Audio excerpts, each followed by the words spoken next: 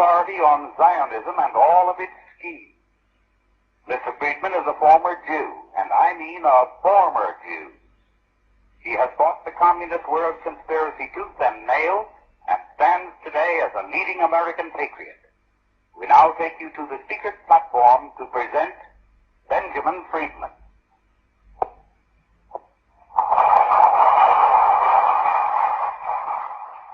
While you were, I don't want to wear that out.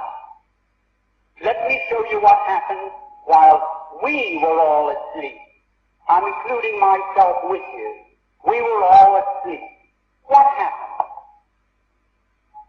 World War I broke out in the summer of 1914. 1914 was the year in which World War I broke out. There are a few people here my age who remember that. Now that war was waged on one side by Great Britain, France, and Russia, and on the other side by Germany, Austria-Hungary, and Turkey. What happened?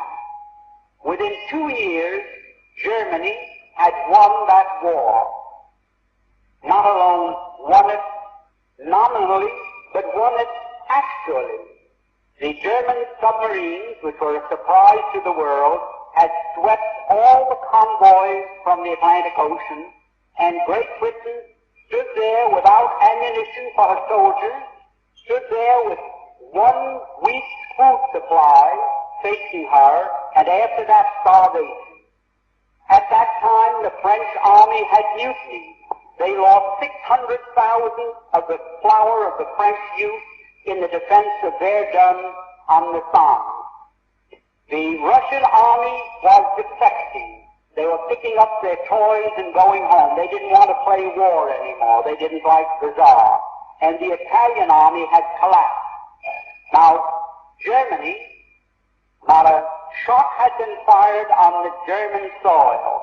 Not an enemy soldier had crossed the border into Germany. And yet, here was Germany offering England peace terms. They offered England a negotiated peace on what the lawyers call a status quo ante basis. That means, let's call the war off and let everything be as it was before the war started. Well, England in the summer of 1916 was considering that. Seriously. They had no choice. It was either accepting this negotiated peace that Germany was magnanimously offering them, or going on with the war and being totally defeated. While that was going on, the Zionists in Germany, who represented the Zionists from Eastern Europe, went to the British War Cabinet, and I'm going to be brief because it's a long story, but I have all the documents to prove any statement that I make if anyone here is curious or doesn't believe what are possible. The Zionists in London went to the British War Cabinet and they said, look here, you can yet win this war. You don't have to give up. You don't have to accept the negotiated peace offered to you now by Germany. You can win this war if the United States will come in as your ally. The United States was not in the war at that time. We were fresh, we were young, we were rich, we were powerful. And they told England, we will guarantee to bring the United States into the war as your ally, to fight with you on your side, if you will promise us Palestine after you win the war. In other words, they made this deal. We will get the United States into this war as your ally. The price you must pay us is Palestine after you have won the war and defeated Germany, Austria-Hungary, and Turkey. Now, England had as much right to promise Palestine to anybody as the United States would have to promise Japan to Ireland for any reason whatsoever. It's absolutely absurd that Great Britain, that never had any connection or any interest or any right in what is known as Palestine, should offer it as coin of the realm to pay the Zionists for bringing the United States into the war. However, they made that promise in October of 1916. October 1916. And shortly after that, I don't know how many here remember it, the United States, which was almost totally pro-German, because the newspapers here were controlled by Jews, the bankers were Jews, all the media of mass communications in this country were controlled by Jews, and they were pro-German, because their people, in the majority of cases, came from Germany, and they wanted to see Germany lick the Tsar. The Jews didn't like the Tsar, and they didn't want Russia to win this war. So the German bankers, the German Jews, Kuhn Loeb, and the other big banking firms in the United States refused to finance France or England to the extent of $1. They stood aside and they said, as long as France and England are tied up with Russia, not 1 cent. But they poured money into Germany. They fought with Germany against Russia, trying to lick the Tsarist regime. Now, those same Jews, when they saw the possibility of getting Palestine, they went to England and they made this deal. At that time, everything changed, like the traffic light that changes from red to green, where the newspapers had been all pro-German, where they'd been telling the people the difficulties that Germany was having fighting Great Britain commercially and in other respects. All of a sudden, the Germans were no good. They were villains, the Huns. They were shooting Red Cross nurses. They were cutting off babies' hands, and they were no good. Well, shortly after that, Mr. Wilson declared war on Germany. The Zionists in London sent these cables to the United States to Justice Brandeis. Go to work on President Wilson. We're getting from England what we want. Now you go to work, and you go to work on President Wilson and get the United States into the war. And that did happen. That's how the United States got into the war. We had no more interest in it. We had no more right to be in it than we have to be on the moon tonight instead of in this room. Now the war, World War I, in which the United States participated, had absolutely no reason to be our war. We went in there, we were railroaded into it. If I can be vulgar, we were suckered into that war merely so that the Zionists of the world could obtain Palestine. Now, that is something that the people in the United States had never been told. They never knew why we went into World War I. Now, what happened? After we got into the war, the Zionists went to Great Britain, and they said, well, we performed our part of the agreement. Let's have something in writing that shows that you are going to keep your bargain and give us Palestine after you win the war. Because they didn't know whether the war would last another year or another 10 years. So they started to work out a receipt. The receipt took the form of a letter, and it was worded in very cryptic language so that the world at large wouldn't know what it was all about. And that was called the Balfour Declaration. The Balfour Declaration was merely Great Britain's promise to pay the Zionists what they had agreed upon as a consideration for getting the United States into the war. So this great Balfour Declaration that you hear so much about is just as phony as a $3 bill, and I don't think I can make it more emphatic than that. Now, that is where all the trouble started. The United States was in the war. The United States crushed Germany. We went in there, and in history, you know what happened. Now, when the war was ended, and the Germans went to Paris, to the Paris Peace Conference in 1919, there were 117 Jews there as a delegation representing the Jews, headed by Bernard Baruch. I was there, I ought to know. Now what happened? The Jews at that peace conference, when they were cutting up Germany and parceling out Europe to all these nations that claimed a right to a certain part of European territory, the Jews said, how about Palestine for us? And they produced, for the first time, to the knowledge of Germans, this Balfour Declaration. So the Germans, for the first time, realized, oh, that was the game. That's why the United States came into the war. And the Germans, for the first time, realized that they were defeated. They suffered this terrific reparations that was slapped onto them because the Zionists wanted Palestine.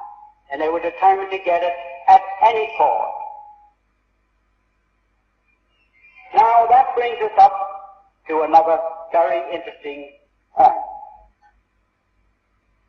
When the Germans realized this, they naturally resented it. Up to that time, the Jews had never been better off in any country in the world than they had been in Germany. You had Mr. Rathenau there, who was maybe 100 times as important in industry and finance as Bernard Baruch in this country. You had Mr. Berlin, who owned the two big steamship lines, the North German Lloyd and the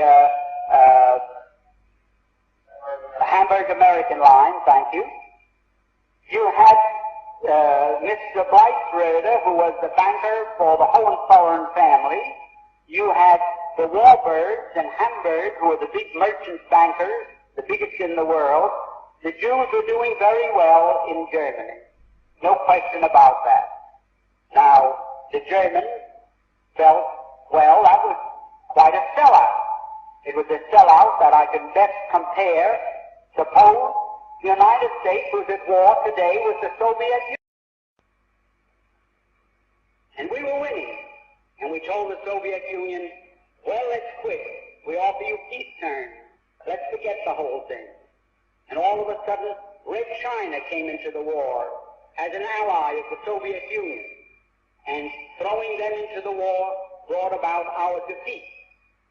A crushing defeat, with a reparation the likes of which man's imagination cannot encompass.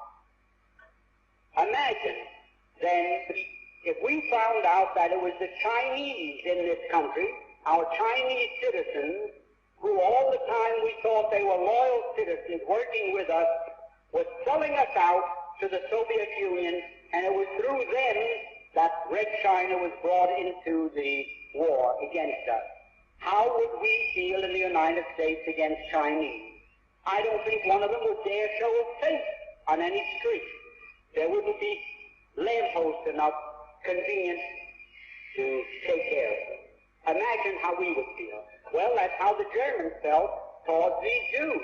We've been so nice to them, and from 1905 on, when the first communist revolution in Russia failed, and the Jews had to scramble out of Russia, they all went to Germany, and Germany gave them refuge, and they were treated very nicely. And here, they sold Germany down the river for no reason at all, other than they wanted Palestine as a so-called Jewish commonwealth. Now, Nahum, Sokolow, all the great leaders, the big names that you read about in connection with Zionism today, they, in 1919, 1920, 21, 22, and 23, they wrote in all their papers, and the press was filled with their statements, that the feeling against the Jews in Germany is due to the fact that they realized that this great defeat was brought about by our intercession and bringing the United States into the war against them. The Jews themselves admitted that. It wasn't that the Germans in 1919 discovered that a glass of Jewish blood tasted better than Coca-Cola or Münchner beer.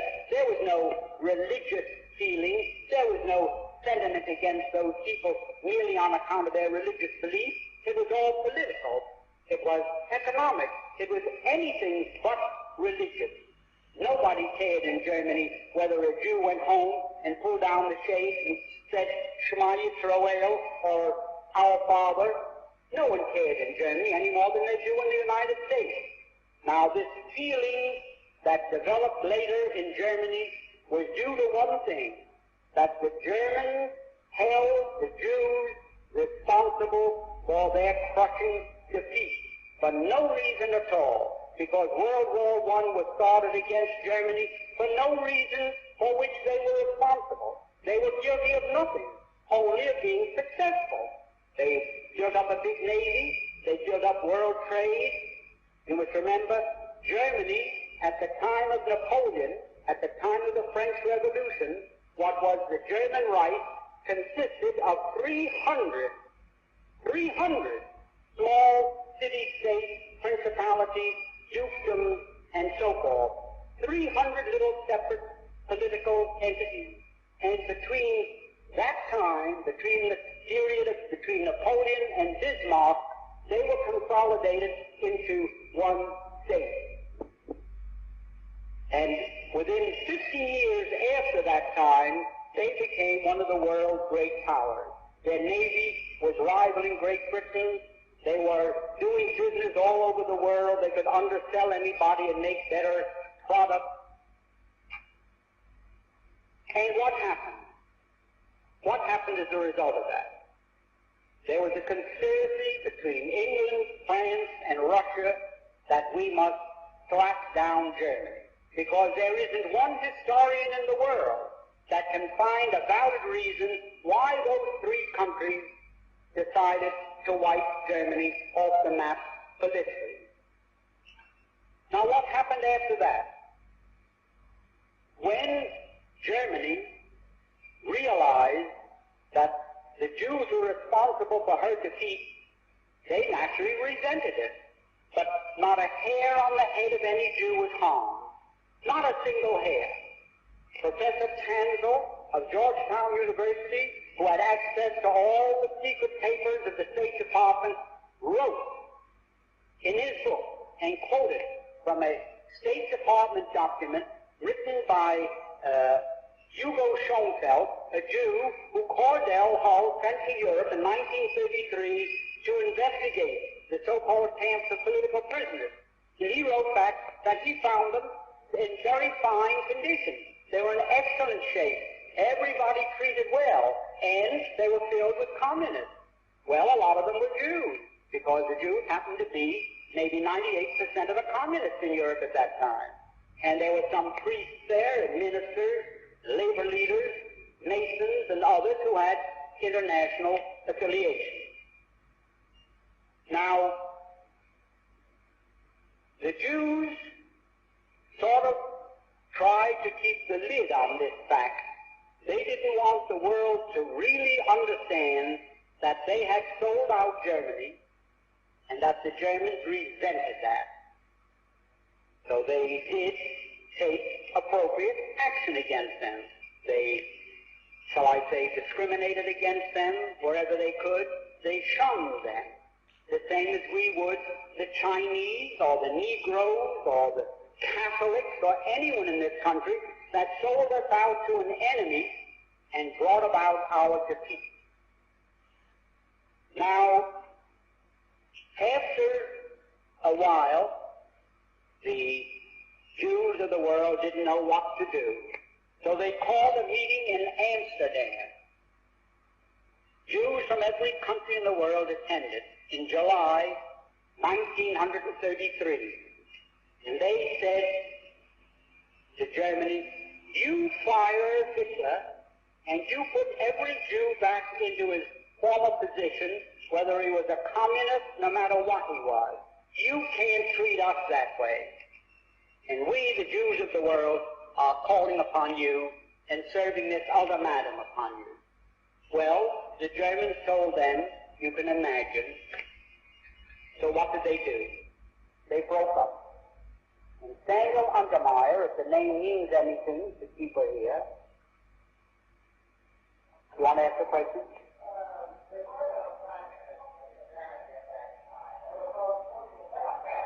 Well, I don't want to go by what they were called. We're now using English words, and what they were called in Germany is not very material, but they were communists because in 1917, the communists took over Germany for a few days. Rosa Luxemburg and Karl Liebknecht and a group of Jews in Germany took over the government for 3 days. In fact, when the Kaiser ended the war, he fled to Holland because he thought the communists were going to take over Germany as they did Russia, and that he was going to meet the same fate that the Tsar did in Russia. So he left and went to Holland for safety, for security. Now, at that time, when the communist threat in Germany was quashed, it was quiet, the Jews were working still, trying to get back into their former status, and the Germans fought them in every way they could without hurting a hair on anyone's head. The same as one group, the prohibitionists, fought the people who were interested in liquor, and they didn't fight one another with pistols. They did it every way they could. Well, that's the way they were fighting the Jews in Germany. And at that time, mind you, there were 80 to 90 million Germans, and there were only 460,000 Jews. Less than 1/2% of the population of Germany were Jews. And yet, they controlled all the press, they controlled most of the economy, because they had come in and with cheap money, you know the way the mark was devalued, they bought up practically everything. Well, in 1933, when Germany refused to surrender, mind you, to the World Conference of Jews in Amsterdam, they broke up, and Mr. Untermeyer came back to the United States, who was the head of the American delegation and the president of the whole conference, and he went from the steamer to ABC and made a radio broadcast throughout the United States in which he said, the Jews of the world now declare a holy war against Germany.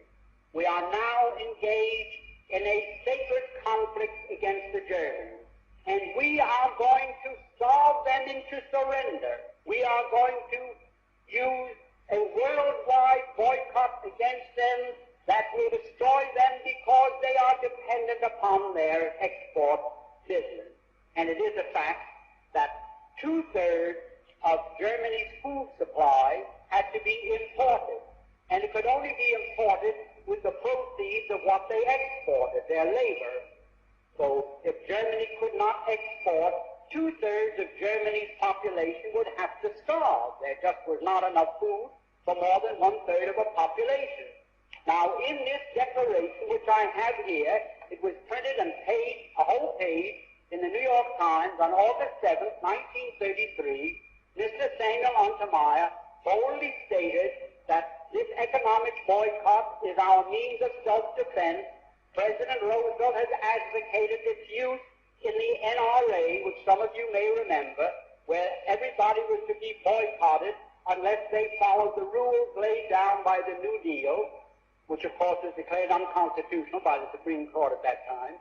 Nevertheless, the Jews of the world declared a boycott against Germany, and it was so effective that you couldn't find one thing in any store anywhere in the world with the words made in Germany on it. In fact, an executive of the Woolworth Company told me that they had to dump millions of dollars worth of crockery and dishes into the river, that their stores were boycotted. If anyone came in and found a dish marked made in Germany, they were ticketed with signs, Hitler, murderer, and so forth, and like something like these sit-ins that are taking place in the South. R.H. Macy, which is controlled by a family called Strauss, who also happen to be Jews, a woman found stockings there, which came from Chemnitz, marked made in Germany. Well, they were cotton stockings. They may have been there 20 years, because since I've been observing women's legs in the last 20 years, I haven't seen a pair with cotton stockings on them. So Macy, I saw Macy boycotted with hundreds of people walking around with signs, murderers, Hitlerites, and so forth. Now, up to that time, not one hair of any Jew had been hurt in Germany. There was no suffering, there was no starvation, there was no murder, there was nothing.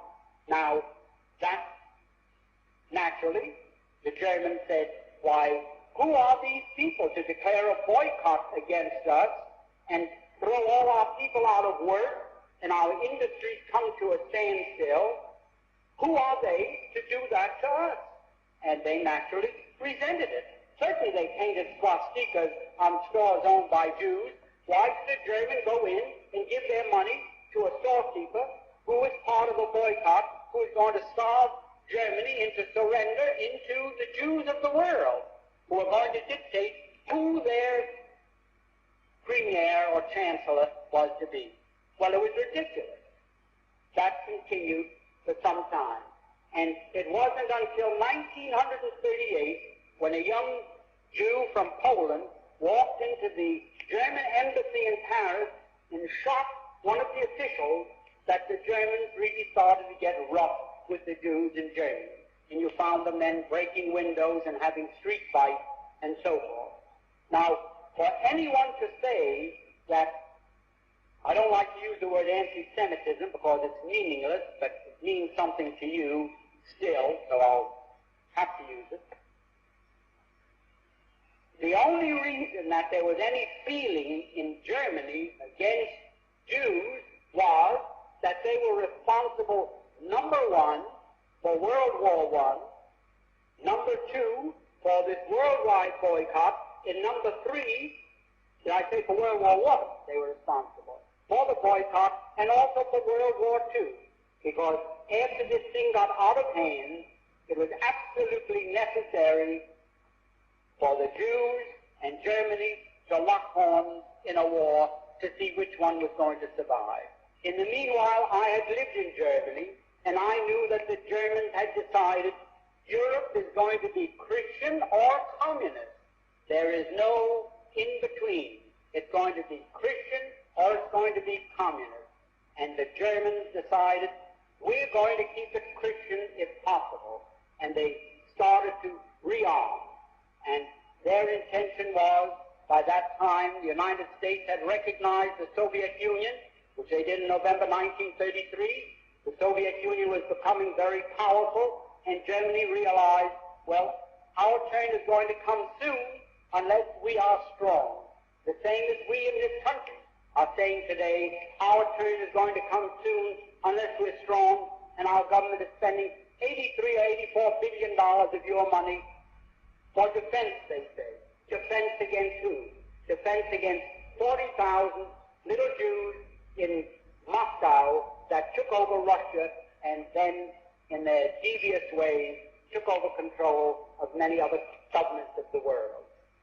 Now, for this country to now be on the verge of a third world war from which we cannot emerge a victor is something that staggers my imagination.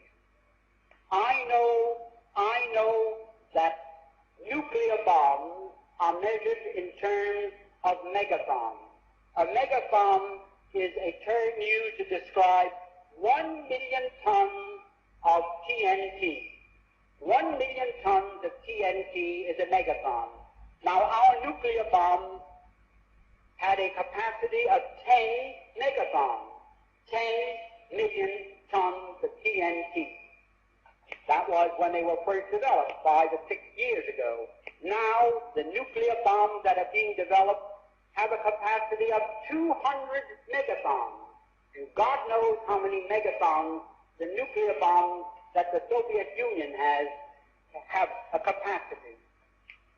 So, what do we face now? If we trigger a world war that may develop into a nuclear war, humanity is finished. Why will it take place? it will take place because Act 3, the curtain goes up on Act 3. Act 1 was World War I. Act 2 was World War II. Act 3 is going to be World War III. The Jews of the world, the Zionists, and their co-religionists everywhere are determined that they are going to again use the United States to help them permanently retain Palestine as their foothold for their world government. Now that is just as true as I'm standing here, because not alone have I read it, but many here have read it, and it's known all over the world. Now we're going to do. The life you save may be your son. Your boys may be on their way to that war tonight, and you don't know it any more than you knew that in 1916 in London, the Zionists made a deal with the British War Cabinet to send your sons to war in Europe. Did you know it at that time? Not a person in the United States knew it. You weren't permitted to know it. Who knew it? President Wilson knew it. Colonel House knew it. Others knew it. Did I know it? I had a pretty good idea what was going on. I was liaison to Henry Morgenthau Sr. in the 1912 campaign when President Wilson was elected. And there was talk around the office there. I was confidential man to Henry Morgenthau Sr., who was chairman of the Finance Committee, and I was liaison between him and Rollo Wells, the treasurer. So I sat in these meetings with President Wilson at the head of the table and all the others, and I heard them drum into President Wilson's brain the graduated income tax and what has become the Federal Reserve, and also indoctrinate him with the Zionist movement. And Justice Brandeis and President Wilson were just as close as the two fingers on this hand. And President Woodrow Wilson was just as incompetent when it came to determining what was going on as a